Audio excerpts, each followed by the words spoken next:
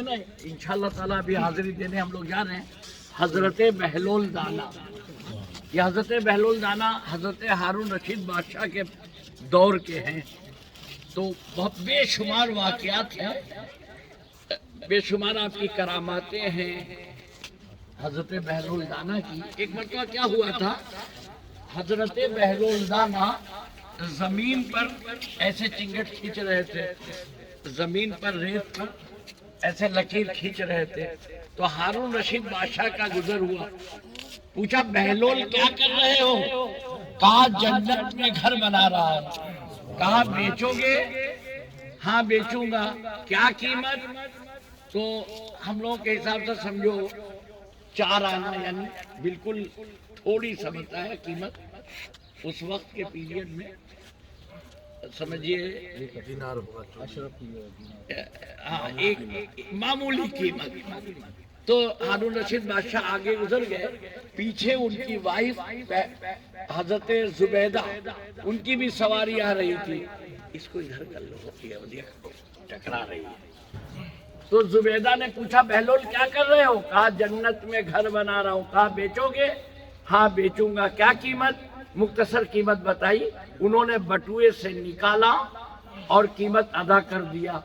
रात ख्वाब में हजरत हारून रशीद बादशाह ख्वाब में क्या देखते हैं कि एक जन्नत में आलीशान महल है जिस पर मेरी बीवी का नाम लिखा हुआ है, वाइफ का नाम लिखा है। ये अंदर जाने लगे तो दरबान ने इन्हें रोका, तुम नहीं जा सकते। तो कहा रे भाई मेरा ही तो है, मेरी वाइफ का है। कहा वही जा सकती है, उनके सिवा कोई दूसरा नहीं जा सकता। हारून रशीद की आंख खुलती है, भागते हुए फिर आते हैं तो देखते हैं बहलोल दाना जमीन पर लकीर खींच रहे हैं। कहा बहलोल क्या कर रहे हो? जन्नत में घर बना रहा हूं। बेचोगे? हाँ बेचूंगा। क्या कीमत? कहा बादशाह देखने के बाद की कीमत अब तू नहीं दे सकता। एक मरतबा क्या हुआ, हारून रशीद बादशाह ने कहा मुझे कोई बेवकूफ नहीं बना सकता, मुझे कोई ऐसा इंसान नहीं है जो मुझे बेवकूफ बना ले। बहलोल दाना को बुलाया कि बहलोल आज तक मुझे कोई बेवकूफ बना नहीं सका है और न कोई बना सकेगा। कहा बादशाह तुम ऐसा करो कि कल सारे लोगों को लेकर अपने यहाँ जितने भी बाशिंदे हैं एक मैदान में आ जाओ, वहां मैं पहुंचता हूं, वहीं लेकर सबको आओ। बादशाह सलामत सारी रियाया को लेके जब मैदान में पहुंचे तो बहलोल पहुंचे ही नहीं, बहलोल पहुंचे ही नहीं। एक मरतबा एक बहुत बड़ा मतलब कि आप क्या कर रहे, ताजिर आया, वो उसके पास ढेर सारी अशरफिया थी। बहलोल क्या कर रहे थे, कुछ अशरफिया थी, सोने का सिक्का, उसको ऐसे ऐसे उछाल रहे थे। 3 सिक्के थे सोने के। उस व्यापारी ने देखा कि कोई बेवकूफ लगता है, कोई बेवकूफ आदमी, अल्लाह माफ करे, कोई बेवकूफ है, इससे अपने सोने का वो सिक्का ले ले। इनको समझा कि बेवकूफ आदमी है, ये ऐसे ऐसे खेल रहे हैं, इन्हीं के बाजार पर जाना है, इसीलिए हमने कहा कि तैयारी कर लो जहन से, आज इनसे सब ले ही लेना है। तो हाँ, इनकी बारगाह से वापस हम लोग खाली नहीं जाएंगे। हम इसीलिए सुना रहे हैं कि आपके पास हम लोग लेने आए हैं, आज ले ही के जाएंगे और जन्नत नहीं लेंगे, सरकार दो आलम की मोहब्बत मांगेंगे। अपनी जितनी भी जिसका जिसका जो मकसद है वो अपना मकसद लेंगे, ले ही के जाएंगे। तो क्या हुआ, तो वो समझा कि ये बेवकूफ है, यानी वो सोने का सिक्का ले, तो उसने लोहे का ढेर सारा ऐसे लिया, लोहे का टुकड़ा सिक्का बना के। कहा लो इससे तुम खेलो, तुम इससे खेलो। कहा कि और ये मुझे दे दो, ये ढेर सारा है, ये ढेर तुम ले लो, ये थोड़ा सा 2-3 जो सोने की मुझे दे दो। तो कहा अच्छा ये बताओ तुम गधे की आवाज निकाल पाओगे? तो कहा बिल्कुल निकाल लो, तो ले जाओ। तो कहा हाँ मैं गधे की आवाज निकाल लेता हूँ। तो कहा कैसे?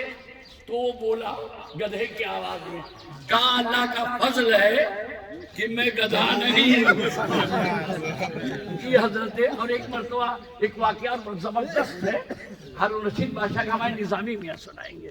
السلام علیکم.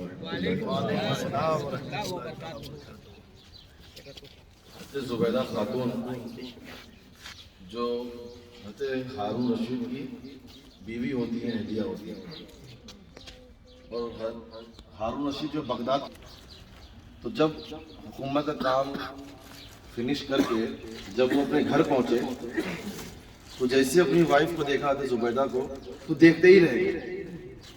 پھر چاند کو دیکھتے تھے، پھر اپنی وائف کو دیکھتے تھے، پھر چاند کو دیکھتے تھے، پھر اپنی وائف کو دیکھتے تھے، اور یہ فرق نہیں کر پاتے تھے کہ میری وائف کا حسن اچھا ہے یا چاند کی خوبصورتی زیادہ ہے. اس قدر اللہ تعالیٰ نے حسن عطا فرمایا تھا. اسی دوران حضرت زبیدہ کی آنکھ کھل جاتی ہے. وہ کہتے ہیں شوہر نامزاد آپ کھڑے کیوں ہیں، تشریف رکھیے.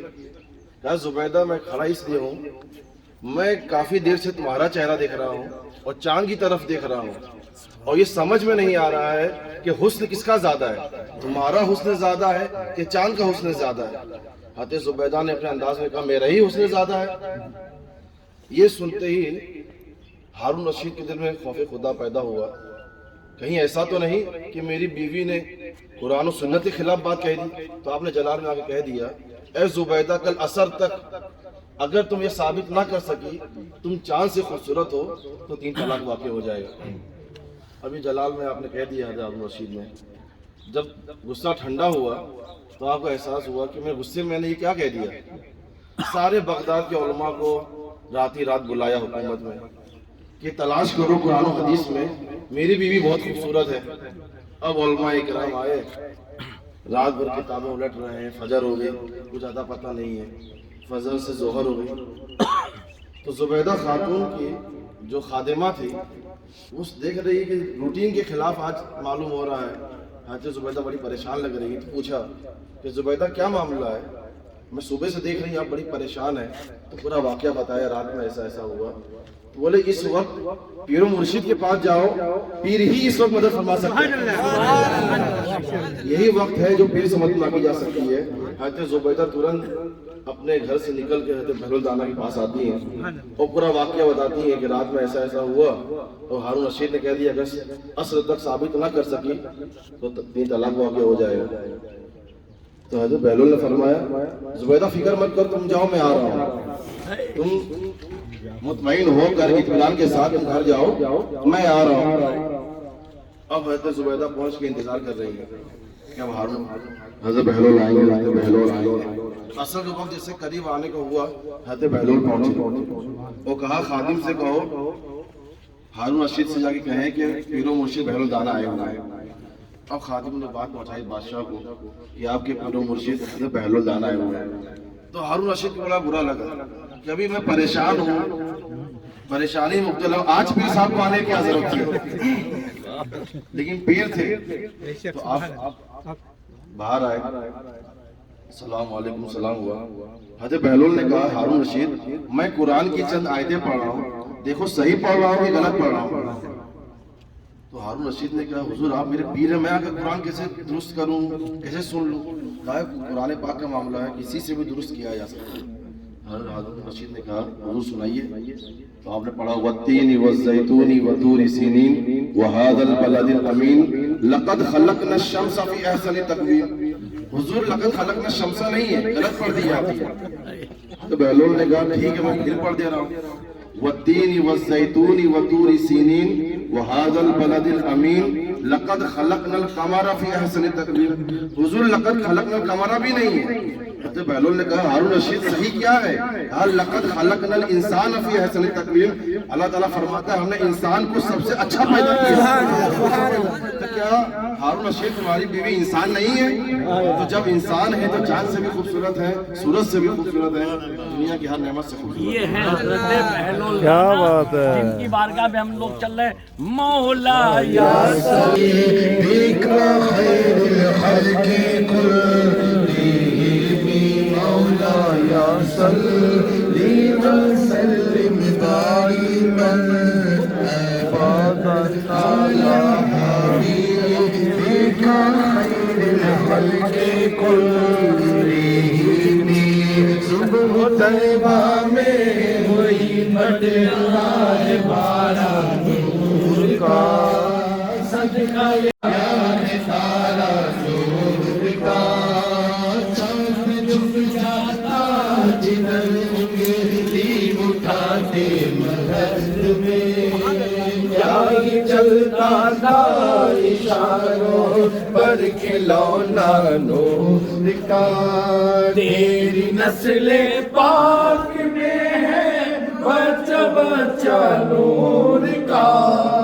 تیری نسل پاک میں ہے بچہ بچہ نور کا تو ہے نور تیرا سب گھرانہ نور کا مولاي صلِّ وسلم دائما ابدا على حبيبك خير الخلق كلهم مولاي صلِّ وسلم دائما ابدا على حبيبك خير الخلق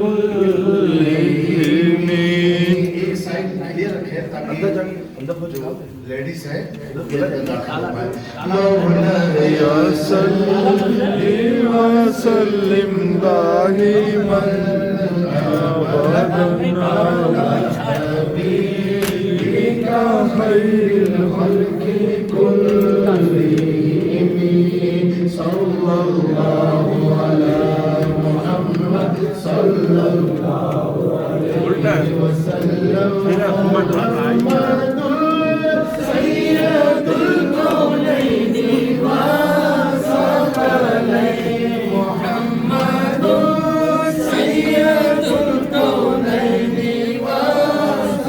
والثقلين والفريقين من عرب ومن أجم مولاي صل وسلم دائما أبدا على حبيبك خير الخلق كلهم